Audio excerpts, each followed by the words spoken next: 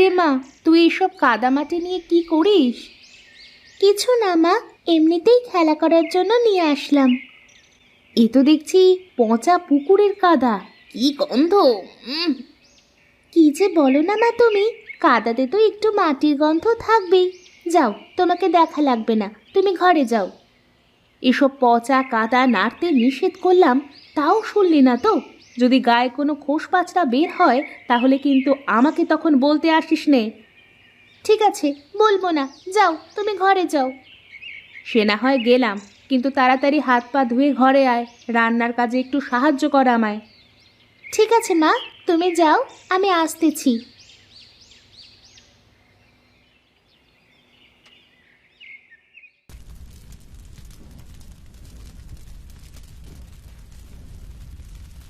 এতক্ষণে তোর আসার সময় হলো রে মা। একটা বড় চুলা বানিয়ে ফেলেছি মা, শুকিয়ে রাখলে বৃষ্টির দিনে তোমার কাজে আসবে। বেশ ভালো কাজ করেছিস মা। এবার বসে আমায় একটু তরকারি কুটোতে তো দেখি। বুঝলি রে মা, আগে আমি কত সুন্দর করে চুলো বানাতে পারতাম, এখন না করতে করতে একদমই ভুলে গেছি। যে কোনো কাজ না করলে ভুলে যেতে হয়। এই যে দেখো না, আমি মাঝে মধ্যেই আমার পড়া সব ভুলে যাই, আবার যখন একটু পড়ে নিই সব মনে পড়ে যায়। এবার তোর বাবাকে বলে তোকে একটা ভালো স্কুলে ভর্তি করে দেব। এখান থেকে পড়ালেখা করে কিছুই করতে পারবি না রে মা। না মা, তোমার ধারণা ভুল। যে কোনো জায়গা থেকে ভালো করা যায়, শুধু নিজের চেষ্টা থাকা লাগে। বাহ, বেশ পাকা পাকা কথা শিখেছিস তো। বলি, স্কুলে কি এগুলোও শেখায় নাকি? স্কুলে সব কিছুই শেখায় মা। এখন আমি যদি না শিখি তাহলে কেউ তো আমাকে জোর করে শেখাতে পারবে না। অত কিছু বুঝি নে বাপু, বাপের জন্মে তো লেখাপড়া করার সুযোগ পায়নি, তাই জানিও নে। মা, আমার তো তরকারি কোটা শেষ, এখন কি করব? আর তো কোনো কাজ নেই, তুই বরং ঘরে গিয়ে পড়তে বসরে মা।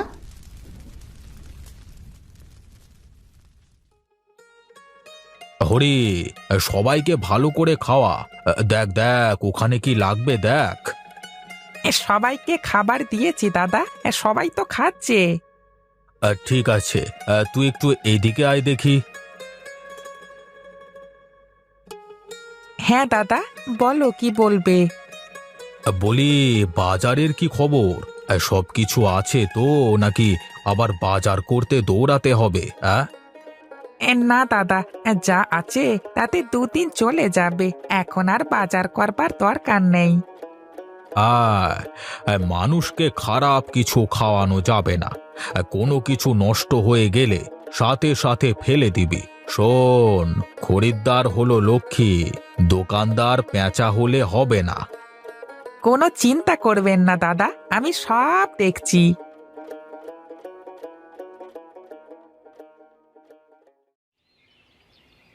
মা, একটু আস্তে টানো না চুলগুলো, আমার খুব ব্যথা লাগতেছে।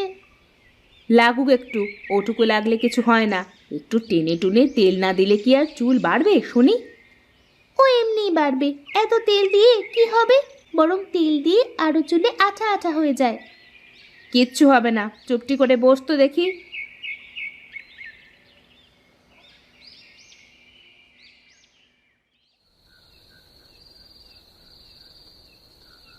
কি গো, আজ এত চুপচাপ কেন? মন খারাপ নাকি? না কেউ কিছু বলেছে? না, এমনিতেই ভালো লাগছে না, মাথাটা ঝিমঝিম করতেছে, কেমন অস্থির লাগতেছে। কিছুই হবে না, তোমরা খেয়ে নাও। কিছু হবে না বললে কি হবে? ডাক্তার ডেকে আনবো নাকি? না, এমনিতেই ভালো হয়ে যাব। খামোখা ডাক্তার ডেকে পয়সা খরচ করার কোনো দরকার নেই। আরে, পয়সা নিয়ে তোমাকে চিন্তা করতে হবে না।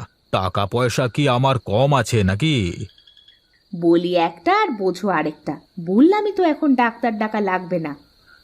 তুমি একটা কাজ করো মা, তুমি বিছানায় গিয়ে শুয়ে পড়ো, আমি খাওয়া শেষ করে থালা বাসন গুছিয়ে রাখছি। ঠিক আছে রে মা, আমি যাই, একটু বিছানায় মাথা দিই।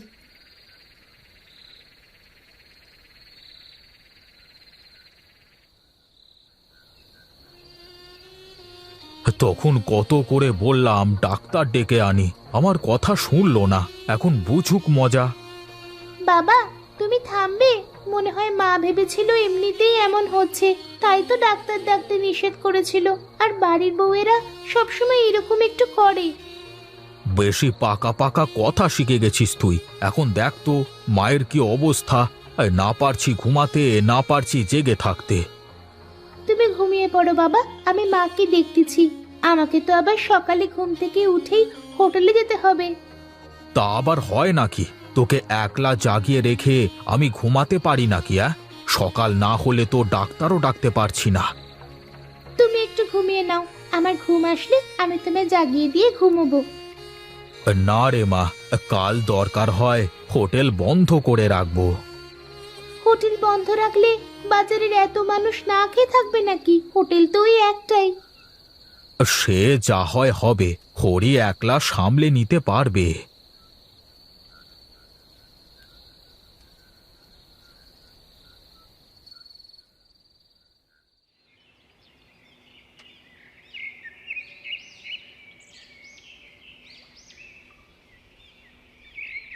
কি রে বাবা, কোথায় যাচ্ছিস এত সকাল করে? কাল রাত থেকে হঠাৎ করে মা খুবই অসুস্থ। কি যে হয়েছে কিছুই বুঝতে পারছি না, খালি কেমন যেন করছে, তাই তো ডাক্তারের কাছে যাচ্ছি। চল বাবা চল, তোর কাকিরও তো কাল থেকে একই অবস্থা। আমিও ডাক্তারের কাছেই যাচ্ছি। চলেন কাকা, দুজনে একসাথেই যাই।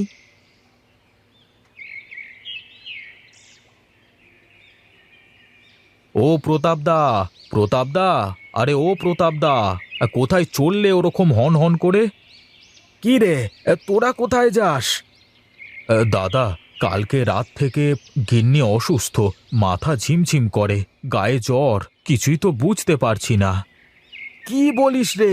আরে আমার গিন্নিরও তো ওই একই সমস্যা। কি রে ভাতিজা, তোর আবার কি?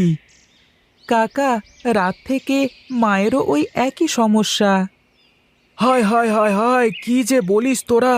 ব্যাপারটা তো সুবিধের মনে হচ্ছে না। চল চল, আগে ডাক্তারের কাছে গিয়ে দেখি।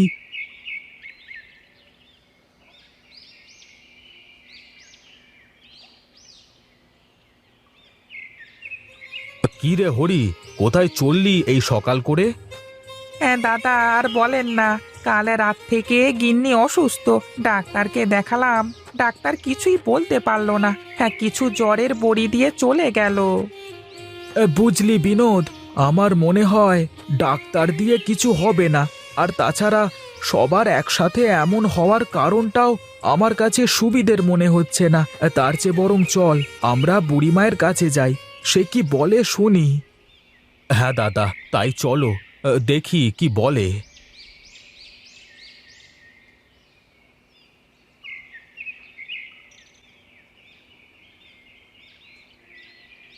কি ব্যাপার, তোমরা এত মানুষ একসাথে আমার কাছে কি জন্য এসেছো?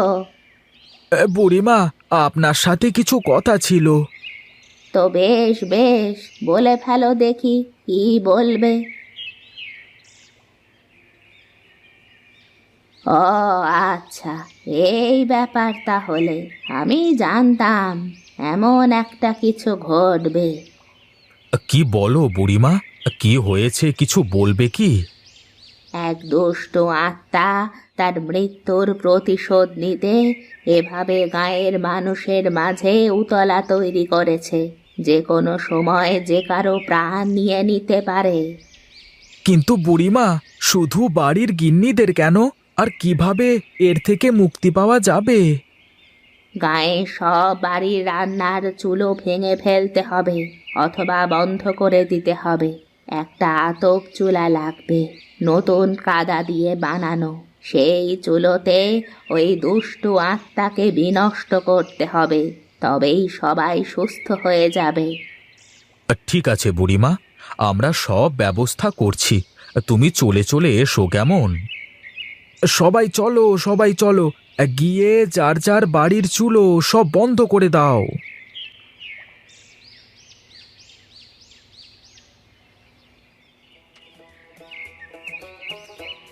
বুড়িমা, আর কিছু কি লাগবে তোমার? আমাকে একটা বড় মশাল এনে দিতে হবে চুলায় আগুন দেওয়ার জন্য। এই নিন বুড়িমা। আর কিছু লাগবে? না, আর কিছুই লাগবে না, তোরা একটু দূরে গিয়ে দাঁড়া। দাদা, আমার তো ভয় করছে।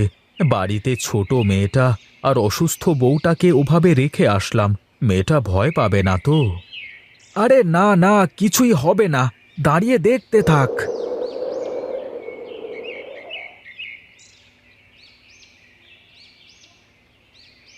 সবাই শোনো, এবার তোমরা সবাই যার যার বাড়িতে চলে যাও।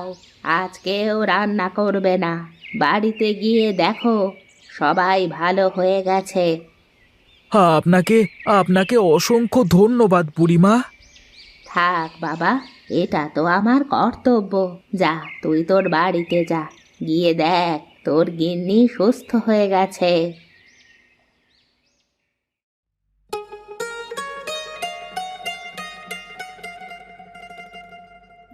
বাবা দেখো, মা সুস্থ হয়ে গেছে। আমি জানি রে মা, তাই তো তাড়াতাড়ি বাড়িতে চলে আসলাম। আমার কি হয়েছিল গো? ও তোমার না জানলেও চলবে গিন্নি, এখন তো তুমি ভালো হয়ে গেছো। আর হ্যাঁ শোনো, আজ কিন্তু রান্না বান্না করতে যেও না। আজ সারা গাঁয়ের একটাই চুলো, আর তাতে পুড়ে ভস্য হলো ওই দুষ্ট আত্মা। বাবা, আর কখনো ওই আত্মা ফিরে আসবে না তো? না রে মা, আর কখনোই ফিরে আসবে না। তোমরা তাহলে ঘরে থাকো, আমি বাইরে থেকে তোমাদের জন্য কিছু খাবার কিনে আনি, কেমন? ঠিক আছে, তাহলে তাড়াতাড়ি চলে এসো কিন্তু।